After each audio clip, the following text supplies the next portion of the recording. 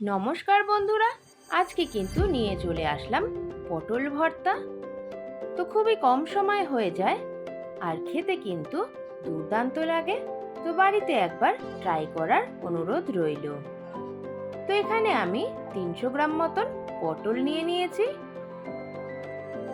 এখন পটলগুলোকে আমি একটা ছুরির সাহায্যে এইভাবে উপরের স্কিনটা কিন্তু চেঁচে নেব। আমি পটলের খোসাটা ছাড়াবো না, জাস্ট ওপরের স্কিনটা এইভাবে তুলে নেব। তো দেখুন, আমি সমস্ত পটলই এইভাবে স্কিনটা ছাড়িয়ে নেব। এখন আমি পটলগুলোকে ধুয়ে পরিষ্কার করে টুকরো টুকরো করে কেটে নিয়েছি। তো এদিকে আমি গ্যাসে একটা প্যান বসিয়ে দিয়েছি অল্প পরিমাণে জল। আর ওই পটলটা দিয়ে আমি কিন্তু একটু পটলটাকে ভাপিয়ে নেব।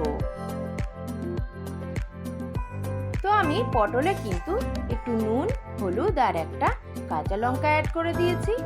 দেখুন, আমার পটলটা কিন্তু অনেকটাই সেদ্ধ হয়ে গেছে। এখন আমি এটাকে নামিয়ে ঠান্ডা করে একটা মিহি পেস্ট তৈরি করে নেব। তো কড়াইয়ে আমি দিয়ে দিলাম পরিমাণ মতন সর্ষের তেল। সর্ষের তেলটা গরম হয়ে গেলে আমি দিয়ে দেব 4টে শুকনো লঙ্কা। শুকনো লঙ্কাটা একটু নেড়ে চেড়ে ভেজে নেব। আর অ্যাড করে দেব হাফ চামচ পরিমাণ কালো জিরে।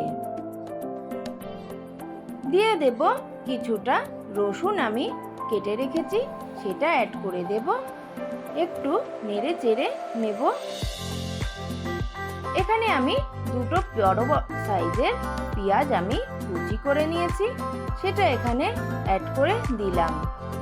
এখন একটু ভেজে নেব। তো দেখুন, আমার কিন্তু পেঁয়াজটা ভাজা হয়ে গেছে। এর থেকে বেশি আমি পেঁয়াজটাকে কিন্তু ভাজবো না।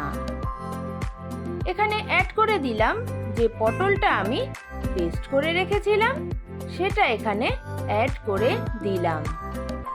খুন্তি দিয়ে একটু ভালোভাবে নেড়ে চেড়ে নেব।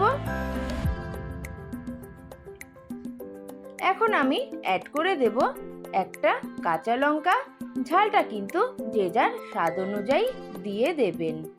দিয়ে দিলাম পরিমাণ মতন নুন, পরিমাণ মতন একটু লঙ্কার গুঁড়ো। এখন আমি পটলটা ততক্ষণ রান্না করব যতক্ষণ না এর থেকে জলটা টেনে যায়।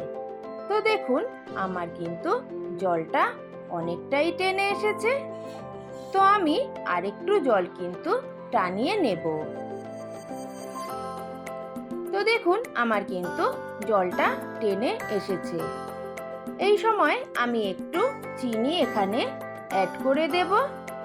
আর একটু নেড়ে চেড়ে নিলেই কিন্তু রেডি হয়ে যাবে আমার পটল ভর্তা। তো বন্ধুরা, তৈরি হয়ে গেল আমার পটল ভর্তা। তো পটল ভর্তা রেসিপিটি কেমন লাগলো অবশ্যই কিন্তু একটা লাইক কমেন্ট করে দেবেন আর সাবস্ক্রাইব করে পাশে থাকবেন। আজ এই পর্যন্তই।